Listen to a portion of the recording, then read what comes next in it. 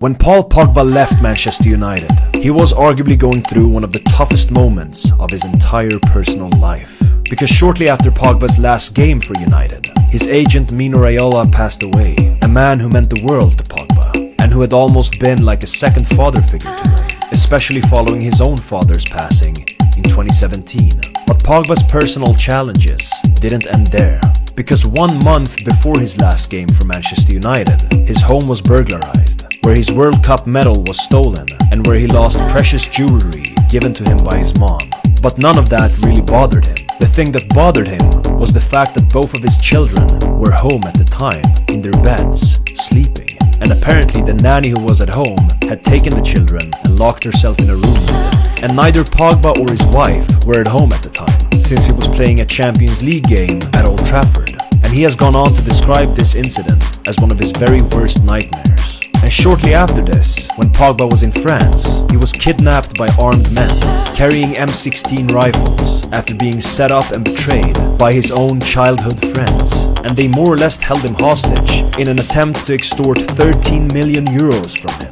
And apparently, one of the masterminds and orchestrators behind this whole kidnapping and extortion was Pogba's own brother, Matthias, who also would go on to post videos on the internet, threatening to reveal secrets about Paul Pogba, including accusations of him hiring a witch doctor. I mean, this situation was just nuts. It's so much more to this situation that I don't even have time to go into, because it's just nuts. However, the situation ended with Pogba paying around 100,000 euros to the perpetrators, and his brother Matthias was charged, but later released by French prosecutors. Pogba has since openly spoken about the problems that money and fame brings, and how he even wishes that he didn't have money or fame anymore.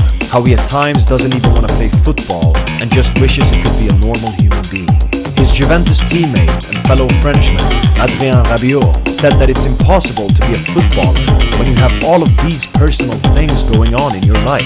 But the reality is also that Pogba's disciplinary issues and physical fitness contributed to his struggles, because just 2 weeks after signing for Juventus, he would be injured again, keeping him out for 2 months. It wasn't until late February 2023, 7 months after signing for Juve, that he played his first match. But just a week later, he was dropped from the squad by coach Max Allegri due to disciplinary reasons, when he had turned up late to a team dinner. And 4 days later, Pogba suffered another injury that kept him out for another month. And on the 14th of May 2023, when returning from that injury, Pogba lasted just 23 minutes on the pitch before he injured himself again. And with tears in his eyes, he would cover up his face as he exited the pitch. I think this was the moment where everything caught up to him. The passing of some of the most significant people in his life, traumatic events, and even betrayal by those standing closest. But rock bottom wasn't reached yet, because on October 6th, 2023, Pogba failed a random drug incident, and now 6 months later, he faces a 4-year ban. Pogba will be turning 31 in less than 2 weeks, and taking that into consideration, this might mean the end of his career. And I don't really know where I should stand in all this. For instance, I wasn't a fan of all of his documentary, The Pogmentary, because that documentary didn't seem authentic at all. And to me it's like, you should be focusing on training and reviving your career, not making a documentary to make yourself look good. But the reality is also that I do not know Paul Pogba. So to be honest, it's not my place to judge him, because I do not know how it feels to be in his shoes, to be that famous and that rich, and have all that kind of pressure on you in the public eye.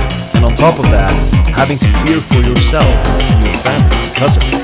And the reality is also that his haircut, his dancing, and his eccentric style was always gonna make him an easy target for the media.